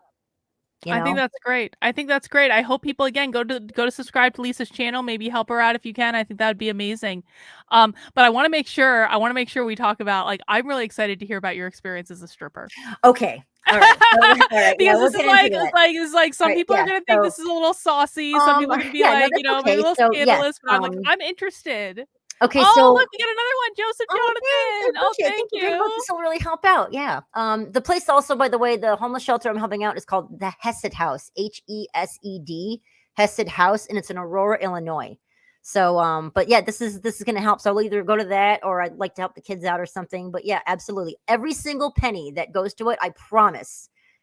I'm not going to. All of it will go to them. So back to the stripping. So, yes, I was since I didn't graduate, I got into it and I was working at a bikini bar and I don't remember the name of it, but it wasn't that great. It was kind of a scuzzy place, but I got really lucky with this job. You have to be really level-headed to do that for a living. Now, I didn't, go to school or anything, and I was in my early 20s, so I was like a young dumb idiot. I think everybody when they're in their 20s has their head up their ass. Ain't it the truth? Yeah. Yeah. So I got really lucky because I met two girlfriends of mine that it meant the world to me. They really were there for me and guiding me and keeping me out of like drugs and all that seedy stuff, and because a lot of women that get into that job, they get into prostitution, they do drugs and everything, and it's really bad. But I got really lucky. I was fortunate to have two girlfriends that took me under their wing, and they didn't do that stuff, and they taught me how to do everything and how to handle like who to tip out and what to do. And it was really great. And one of them, friend of mine, was a bartender, and the other one was a dancer. And the friend of mine that was the bartender, she's on my channel with me on Stripper Tales and Cocktails. And we break down, like we have a video called 10 Things to Know About Becoming a Stripper. And we talk about if you want to do it for a living, how to get your outfits, how to scope out the club, like how to watch your back. And you don't have to tip the manager. That's a ripoff. If they tell you that, the managers get a salary. You don't ever have to tip the manager. But there's always little things that they're going to try to rip you off. And we also have a little bit of true crime in there too. Like we covered the Palomino Club in Vegas, where there was a guy that got his head blown off with a shotgun in the office. It's pretty bad. That's crazy. And while we were working there was another man who had a hit out on a bouncer and he got put in jail and it was a big mess. And we also discussed the Admiral Theater in Chicago that we briefly were at. Well, I have a story about my situation there. It was really bogus, but there was a owner back in the 80s named Patrick Ricciardi, and he was found shot in the back, bullet holes in his back under a viaduct from a mafia thing, and he ran that club. And so we touched on some true crime. It's like, were you ever scared doing that? Were you ever scared working at the Admiral? Like in any yeah, I mean, it's just like I feel like I didn't know about it. Yeah, I didn't know what was going on. I was 20 with my head up my butt. Oh, so yeah, at 20, you're not scared of anything. I was like, I can do this. I'm 20, or I was 21 because I was in Vegas. And I remember like working there. It was crazy. That was a really great club. I mean, there's a rumor that there was a dancer that hung herself in that dressing room of the Palomino. Oh, wow. And she haunts the dressing room in the club. It's such a cool club, the Palomino Club in Vegas. It's very old. It's on North Las Vegas. You guys got to go check out my video about it. We're kind of I know we try to get videos out as much as we can. We're both moms with kids, so it's really hard for us to get together, So we're gonna try. Recently, we discussed about trying to put out a new video out, but we really try. I wish we can get more videos out faster, but we're working on it. But because we both have kids and stuff. But yeah, we talk about all that fun stuff. And so I got into it. I was young. I worked at those places, and I had a blast. I think it's great because it's like I'm older now, and I really got it out of my system going out and partying and stuff because I did that for a living. And when I wasn't at work, I was at home being a homebody. I didn't want to go out because my job was to go out, and I just didn't want to put on another full face of makeup to go out when I had to do that at work. Right, right. And being at Vegas, I mean, man, some of the celebrities that came in the club, I mean, Like it was so who? cool. Well, there was a friend of mine that I did dance with, and she met the drummer from Marilyn Manson. Oh God. And it was really funny because, like, I'm standing there and she's in front of me, and we're talking. And it was back then when you can smoke in a club. Yeah. And so we're sitting there smoking, and this was at Sapphires. And there was a guy standing behind her in all black with a black headband. And it was like, he looked kind of effeminate, but it was a guy. And he was just like staring at her with his eyes. And he was behind her. And I see him staring at that. And I was like, and I tapped her on the shoulder, like, this is the guy that wants to talk to you. And she disappeared with him for hours. And I was like, what's going on? So I had to go on stage and everything. And then later on, she comes back and she's like, you're not going to believe who that was. And I was like, who was that weirdo? She's like, it was Gingerfish from Marilyn Manson, his drummer. I'm like, what? She's like, yeah, he's really cool. I'm like, oh my God, that's so neat. I mean, there was so many, and we have so many stories, so many funny stories. Like this guy brought his teddy bear in the club, everyone had dance for. It was hilarious. What? Everybody It's like a big teddy bear?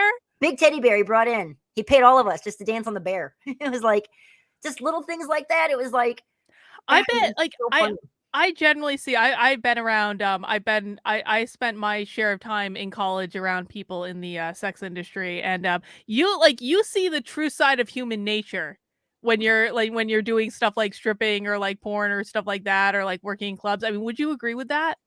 I'm sorry. Can you ask the question again? I think you cut out for a second. Sorry. Like I said, like you see like the true side of human nature. Yeah. I think in some of these situations, because like people are so weird and they all like different things. You know what I'm saying? Oh yeah, yeah. Oh you okay? Yeah, totally. Yeah. Sorry. I had to turn my I don't know if my microphone, if you can hear me okay, by the way, because last time went off. Yeah, okay. No, you sound just fine to me. You're good. I totally agree. There's so many cool different people in like every aspect of that industry, and it is insane. It is, I love it. All the people, it is like so cool. Oh my God, yes. Let me tell you, the DJs that I've worked with were like so cool and so amazing. Like, oh my God, like they were so funny. And the bouncers and stuff, some of them are kind of seedy though. Like, I don't know. And oh yeah, I can't forget the house moms in the back. Those people, they are like the true like angels. So I don't know if any of you know this, but in the back in the dressing room, they have these women that are like moms, and they're called house moms, and they help the women with the razors and the tampons and the wipes and all that stuff. And the girls tip them in the back. So normally in the back of the club, there's a woman with a little desk back there working and helping the girls out. It's so cool. The whole industry is so crazy. The sex industry is nuts. But I know I'm not really like, I don't know anything about like the porn industry really, you know? Yeah. And that's fine. We don't have to talk about that, but I just think in general, like when you're around industries like that are like that, you know, I mean, are quite like there's the dark side of human nature in those industries as well. But I also think you see people in different ways where you see how weird most people are. And then like how I started thinking about it is like, it's not just people that are like in these industries that are weird. All people are weird. All people have like so many weirdos everywhere. Well, look at what's that show? It's Soft White Underbelly. Yeah. With Mark Leda. Have you seen that show? I've heard about it. I haven't seen it. Dude, that show is crazy. And you know what? He's doing such a good service when he's like showing all the weirdos and the crack addicts and the homeless on Skid Row. And there's weirdos everywhere in every nook and cranny and corner. But in the stripping industry, in the sex industry, they're around. There's weirdos and stuff. I mean, we've met some the customers that have come in there that, I mean, like, what are some good stories? Give us some good stories. Oh man, I don't know. I'm trying to think of one. I'm trying to think of, oh my God. Okay, hold on. There's one where the guy farted. That was funny. Oh my God, that was weird. Oh, okay. So I have one that's like not so great, but kind of like it was kind of funny with me. Okay, so yeah, the one guy that passed gas, like that was gross. And it was like he threw me the money and then he took off running. And I was like, why did he throw me the money? And I'm like, oh my God. And I realized what he did. And I'm like, oh, you gotta be kidding me. But it was like really gross. But this one, I remember I was sitting there and I was talking to this guy and he wanted to know my name. And I don't want to tell him my name. I Right, know we all right. had like, and I never went with like Sparkle or Diamond. I never did that. I just picked some other different name that sounded normal. But this one guy, he was like, just tell me your name and then I'll get a dance from you. And I was like, I don't know. And I lied and I pulled the name Marissa out of my head. I don't know why. And he's like, no, tell me your last name and we'll go. And I'm like, man, I don't know. And he was really harping on me about it. And so I blurted out Tomei, like Marissa Tomei, the actress. I don't know why. And he was like, Marissa Tomei. And he did look at me like, wait a minute. And I was like, yeah, that's my name. And he's like, okay, let's go. It was so funny. I was like, oh man. But it was like there was but I'm trying to think of some other stories. My girlfriend has some really funny ones. I think we did I don't know if we told the story about the girl and her shoe flew off during the audition and it flew across the room. That that was like someone, I can't remember where we were at. There was some girl doing an audition and her shoe flew across the room and almost hit somebody. I don't know. It was like it Did you was have just to wear, like, those big shoes with, like, the platforms that we are like did, that? yeah, we did Oh wear my those. god, But how can you walk in those? yeah, they were really crazy. I really had such a good time because it was like, although there were some moments where like you'd walk around and you weren't getting any dances, and it was really stressful because we don't get a regular paycheck. Right. And it was like, man, it was getting really close to rent due. And I'm like, man, and sometimes you get burnt out. And I do remember working at a club. And there was a girlfriend of mine who actually did go to college with the money she made. And she went and she works for like this, she works on this giant telescope now or something. I don't know. She's like an astrophysicist or something now. She really, really took the money she made from dancing and took like physics and all this mechanical engineering Good for stuff. her. I know, right? I knew girls that had did that. They had gone to college with it, but she really, really did it. And I remember, do you remember when the movie Napoleon Dynamite came out? Yes. So remember the moon dance he did at the end? Mhm. Like her and I were such dorks. We'd actually get on stage and do the moon, that moon dance we were doing, like dancing, dun, dun, dun. And it was like I just loved it, and I just loved doing that job. I had such a good time with my girlfriends, and I didn't see any dirty stuff. I mean, that stuff went on, but it was up to you to not get involved with it and do it. And Right. I'll never forget. Oh man, now I have all these stories like flooding in my head. Like the time, do you remember like the Victoria's Secret Heavenly Angels body Oh, spray? It was yeah. like a big deal. Mhm. Every dancer, let me tell you, bought that spray, including me. And mine had a broken tab on the top of it. And I remember I was in the dressing room and I had it sticking in my bag so that I can hurry up quick and then go back on the floor. And one of the girls there stole it from me and put it in her bag. And I knew it was mine because I was like, where did my spray go? And then I went and I'm like, oh, there's one. Is this mine? And then I picked it up and it was broken. The nozzle was broken. I'm like, you serious? And I went straight to the owner and I was like, hey, Crystal stole my stuff.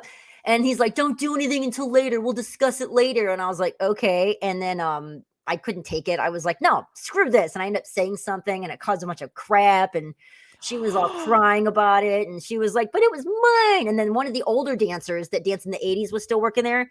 She was like, Jesus Christ, Crystal, you don't know how much that stuff costs? Because he was questioning us about it. And I knew the answer. It was like petty stuff like that happened all the time in the dressing room. Girls would always steal your curling iron, your hairspray. This is my counter spot and this is mine. And it's like, oh, it got really territorial. It was crazy. It was like, there's stuff like that happens. Everybody always thinks the girls are doing some X-rated stuff in the dressing room. That is not what's going on. Well, Not at all. I hate to damper the mood because I'm really enjoying this, but we have a visitor in the chat. Do you see this in the chat? That's the girl. Do you want to address this or do you want to just keep going? Let me read this real quick. Chris went. Hold on. Thanks. There we go. So this is an unhinged person, just so you guys know. This is the person that's like threatening Tim and Yeah. Tim's loved ones, essentially, is Yes, now this is. stalking this. This That's is. great. I don't understand. That's great. I don't understand. You need to how get Tim- therapy. You do. I don't know how Tim met her. I don't understand. I don't understand the story. I don't know what happened. Yes, you said Tim called you his wife multiple times. No, I'm I gonna don't bet this understand didn't that. happen. I don't know. I wasn't there. I have no idea. I don't know. I have no idea. I've never met this person, but I know that there's a lot of videos that are really, Well, really weird. listen, I'm gonna say this. Like, people who are legitimately being harassed and stalked, don't go stalking people's sister on live streams at 1:20 a.m. in the morning to get their digs in. Goodbye. Yeah, that was really weird. Wow, that's crazy. Like, I have internet stalkers too, so I totally feel this. Yeah. See, I don't understand what yeah, she keeps saying that he called her his wife. I don't know. Let's I'm not gonna Yeah. block her yet because I want to see if she says anything else Okay. crisy in the chat Yeah. just for the record. But So back to we're yeah. going to ignore you now, Yeah, I stalker. know. So back to the stripping thing. Yeah. So there was Yeah. a lot of stuff going on in the dressing room that was really hilarious. And I have like one or two girlfriends I still talk to from back in those days where it was like great. And one of them I took a complete road trip with, and that was so fun. Man, I really like I really love that 'cause I had a really good time in my 20s. It was a blast. I road tripped being a dancer and it was the best. And Oh, I bet that was so fun. it was so fun. It was like Romy and Michelle's high school reunion, like kind of taking off on the road. And it was like, it was so cool. I remember I went to New Mexico. I've danced all over the country, Nebraska. There's a place called The Office in Nebraska. It was really funny. So like, bye, honey, I'm going to the office. It was just really cool. And we have so many, and my girlfriend and I have so many cool, fun video stories. I mean, even at the Palomino, we met Eric McCormick from Will and Grace. Oh, Which cool. I don't know how much I could say about these people. She met the guy from Nine Inch Nails at a club. I mean, like, working at the bartender as the bar, and like it was just like, yeah, it was really really neat. I just have you been to Vegas strip club? No, I actually haven't been to Vegas since the early 2000s, and I do miss Oh, it. I man. mean, I I love went there. Vegas. I I went. love it. It was so great. So I danced there when I don't remember. I'll have to Google it. The grand opening of Sapphires. Actually, Mhm. let me tell you about that real quick. So grand opening of Sapphires, I was there, and you know the band Prodigy. Oh, yeah. Remember Yeah. them? How big Mhm. they were? Well, also it was since it was the grand opening of Sapphires, everybody was there. I think like Britney Spears was there, Dave Navarro, Carmen Electra. They were all we can all see them walking around. I didn't talk to anybody, but they were all seeing them walk around. It was so cool. Like Jamie Kennedy, I think, was there, and like Ozzy, everybody, and even Tommy Lee. And it was just nuts. And they had a stage erected in the corner of the club. They don't do that now, but like that was just for the grand opening. And they had the Clash, the remaining members from the band, the Clash, there singing "Should I Stay or Should I Go Now." I Wow. remember that. And I was like in the front, like a concert, like, yeah, in my heels, it was so cool. And I had this guy in my ear, screaming in my ear all night, following me around, going, "You're very beautiful." And he had this British accent. He's like, "I really think you're really pretty. You're really beautiful. You know that, right?" And I was like, "Oh," and he was screaming so loud in my ear that it hurt. Oh my god. I told my girlfriend, I was like, "I gotta get out of here. I'm gonna go hide in the dressing room because this guy is really hurting my ear. He's really annoying." And then I found out later it was the guy from Prodigy. I didn't know because I saw him on stage after. I was like, "Oh my god!" But he was screaming. How he's like, "Like the pressure," when he sings all loud. I had Yeah. no idea it was him, and he was so loud in my ear. So I was sorry, dude, if you ever That's see this. hilarious. That's But I was like, hilarious. man, it was so crazy. It was like, but I had such good times doing it, and I had such good times with my girlfriends, and I'm really fortunate that I had them. And I do have an episode I did with a girlfriend of mine we had as a guest, and she is like, we tell a story about little darlings and how she had to get you guys have to go watch this episode, our episode of Little Darlings. Basically two of my girlfriends that on the channel that with me, my friend that I do the show with, they went to go do the wet t-shirt contest. They refused to give them the money they were owed. And the one of my friends they were the ones that took me in under the wing, she barged in the office and put her feet on the desk and said, "We're not going anywhere until you give us the $500." Because they started giving her some crap that like, "Well, we need your social security card." And she was very confrontational even back then. And she was like, "You're going to give it." And they did. Because Wow. they were like, "We're going to call the cops." She put her feet on the desk and she's like, "Call the cops. You call them." And it was like, great. And they just didn't want to hear it. And they're like, "Fine, just give her the money." And it's a great story we told. And it's really, really cool. So man, it's fun times in Vegas. Like, It you was light like, up when you're talking about this, and you can tell that you had a good experience, and I understand that not everyone has a good experience. I really, really do. But I think, like, I also think we shouldn't demonize entire industries based on some bad experiences, because some people have yeah, really good experiences. there is a And some people stigma with it, with the well, stripping. And I there know is there is. Well, there is, but it's also like, I mean, the story you told about that one girl like saving all her money and going and becoming like an engineer. Like I know so many people that have come like I mean, well, for me again, like I was more in proximity to like people doing porn and stuff like that, and this is a long time ago. It was like 20 years ago, 20 more years ago. But like there were people like that were legitimate geniuses, really smart, and even there are people in porn today that are incredibly smart people, and they just like doing Yeah. porn. You think about like Brandy Love, who's like this conservative, like Oh, is she? porn I don't know star. any porn stars. Oh, well, I mean, she like I only know about her because she went to a Turning Point USA event last year and they kicked her out for being a porn Oh. star. And she's like, I'm a conservative and I paid for the VIP ticket, WTF, Oh. and they kicked her out. And it's like she's like a legit like I've listened to so many interviews with her talking about it. She's a very intelligent woman. She's like, I like doing this. I make a ton of money doing this. Me and my husband like no shame. But I know so many people like that where they're very, very smart people, and this is what they chose to do to make money, either because they enjoy it Right. or it was supposed to be a temporary thing. And I just think people are so uptight about this stuff. They are. Like, I don't know about the porn stuff, but as far as the dancing stuff goes, yeah, people are really uptight about it because I'm not doing any of that stuff. I'm just Yeah. dancing. I just saw it as I was just dancing, and I mean, I've had 3 kids now, so but back Things then change. I was able to do it, you know? I mean, I still maybe I mean, I'm okay, but back I think then you look great. thanks, but yeah, it's like I did it when I didn't have kids, and it was a good time, you know, because I didn't have to like, you know, have to worry about like supporting a family. And it was just me. Like my back then, I mean, it was so crazy because like I weighed like 105 pounds, you know, back then. I was in my 20s. I ate like garbage. And I would wake up to a cigarette, cup of coffee, and then I get off at 4 a.m., have McDonald's, and pass out in front of my TV. It was like an Oh my. awful cycle of a diet. But for some reason, I stayed a buck 5. I didn't have any acne It's at like because you were in your 22. you were in your early 20s is what happened. It was you were Right, in I your was like early 20s, and then 22. like for me, I don't know if this happened with you, but for me, like the moment I hit 25, all of my body weight redistributed, and it was like it was impossible from there forward. Right? Oh, Like it was somebody fine up until that point, and then something happened at 25. I know. Somebody asked a question I wanna address. What's your Yeah. male dancers? Okay, so this is so funny. So when Oh. I was working when I was stripping at Sapphires, they had this side room they opened to make for male dancers. And it was funny because I was like in the big part with all the other women, and we're walking around. We weren't making any money. It was a dead night. And we're like, oh, I'm like, you want to go see what the other side's doing? So we had the opportunity to, in our outfits, go walk next door and just hang out with the male dancers if we want. So her and I like went next door and we're like, well, let's see what's going on in here. And I remember there was a guy standing there next to me in a little neon Speedo. And I was like, you guys making any money over here? And he's like, you kidding me? I can't get anybody to buy me a bag of peanuts. And he was like, he's like, how are you doing over there? I'm like, nothing. Like, we're just standing there. It was really funny, but he was really nice. I don't know. I couldn't really get into the male dancer things. My girlfriends had driven. I went to a male strip club back at Olympic Gardens. I don't think it's open anymore. And I did go there, and it was weird. Okay, for the record. So there was this guy walking around in the Speedo, and it was like we were like, but the guy walking around in his boxer briefs. Now that was different. Yes. Everybody Men was in kind of mad Speedos at are that guy. not hot. I'm sorry. It's just Yeah, not. It's not. I've been to male strip shows, I think like 2 or 3 times, and I gotta admit, they're fun.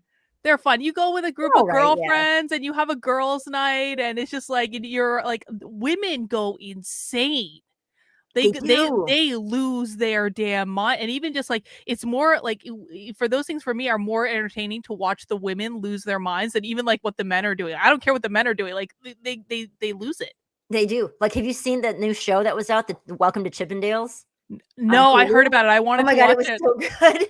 Yeah, it was really, really good because it gives the background of like the Chippendale dancers, which that's a true crime story, and it was really, really good.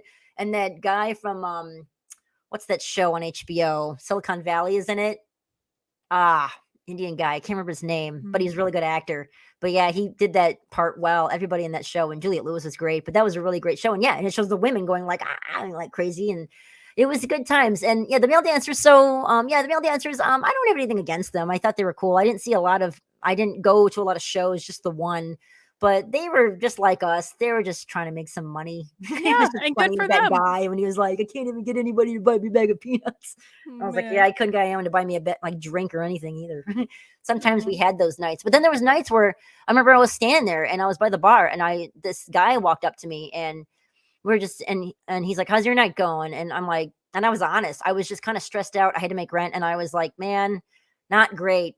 And he's like, "What do you mean?" And he was just some random guy at the club. And I was like, "Well," I said, "to be honest," and I was like really just tired. And I said, "I don't need to make a lot. I just need $300 to get groceries and my rent, man." And he's like, "Really? That's it?" And I was like, "Yeah." And he goes, "Well, here you go. Go home." And I was like, "Really? Thanks." Oh And my I did. gosh. I got to go home.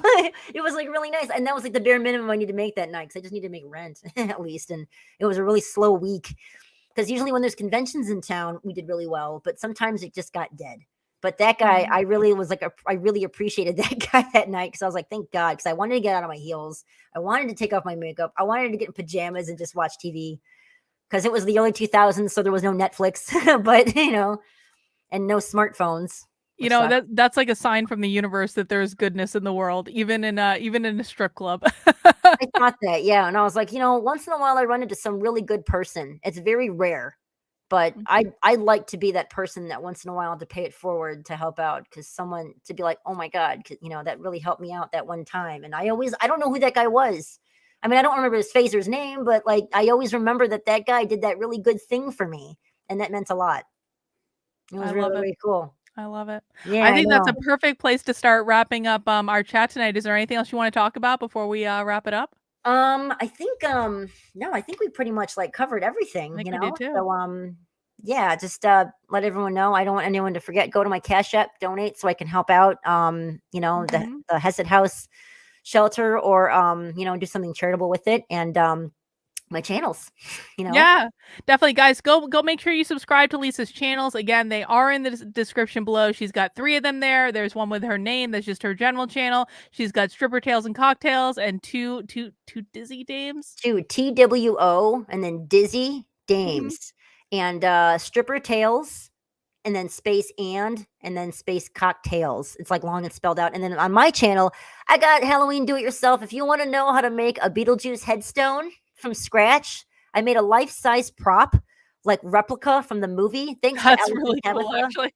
Huh? What? That's cool. That's fun. Yeah, I don't know if you have seen it, but I got the idea from a cosplayer that did it. Her name is Allison Tabitha. She looks just like Wonder Woman, Gal Gadot. It's crazy, and she's like a big cosplayer. But she did it, and I saw that, and I went straight to Home Depot, got the insulation foam, got the wood, got the glue, modeled it, sculpted it, and it's huge, and it's exactly the height of Michael Keaton, and it's a giant Beetlejuice thing. So also you can go check out my TikTok. It's I think it's like underscore Lisa underscore Poole. It's me. Hold on one second. Sorry. I wasn't prepared and I should have looked at this. I got to look for it. That's okay. I can't remember my TikTok name. I never remember it. I think it is Lisa underscore Poole. I think, and I've only used Oh, TikTok once, it I is. think, but yeah. Yeah, it's at Lisa underscore Poole underscore. That's right. So I'm on TikTok if you're on there. I do I even did Christmas stuff. Like I made the Grinch outside my house. Like he's taking my lights down. I know you've seen that. But I made that out of wood, not the foam board. And then I did a monster wreath.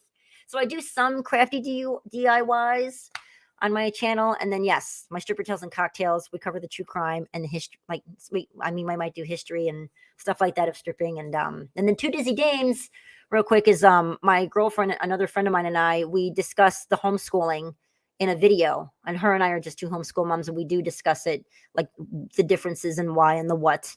And then we also gave our thoughts on Wednesday and Gomez and what we thought of Gomez. So if you want to see that. I love it. I love it. Well, guys, definitely subscribe if any of that strikes your fancy. And I'm definitely going to keep in touch. And you're welcome back on the channel anytime, Lisa. People really like the chat. It was really fun. And, we like you. We appreciate you. And we definitely want to help you out with what you're trying to do as well. Oh, thank you so much for having me on. This was so fun. It I was really enjoyed fun. it. Yeah, this was great. Thanks. It was a good time. Well, I'm going to put you off the screen and just do a little wrap up, okay? Oh, awesome. No problem. Thanks again. Bye, everybody. And thanks, Elza. Thanks about my hair. Yeah. Your hair does look great tonight. All Thanks. right. Stand by. All right, guys. That was Lisa Poole. Thank you guys for hanging out. Please mount that like button on the way out the door. I hope you subscribe to her channels and help her out because she's really is just like you can see, like she's a genuinely good person, and you don't run into many genuinely good people on the internet anymore, it seems. And so it's nice to have a conversation with someone that's trying to give back. I do just want to remind everyone, Spy Stream, 6:30 p.m. Eastern time. We are infiltrating a live woke training. It is cringe. It is horrifying. And I will tell you what the training is tomorrow. I will be pre-gaming. Please keep an eye on the channel. Keep an eye on my social media to find out when the pre-game starts and what it will be. And I will reveal the secret mystery webinar that we are infiltrating. And trust me, you do not want to miss it. It is going to be amazing. And guys, that's all I have for tonight because it's almost 2 a.m. where I am. And I'm going to go to bed and get a good night's sleep. But I will see you guys tomorrow. Please subscribe to the channel, mount that like button, and we will catch you on the flip side, guys. Have a great rest of your night.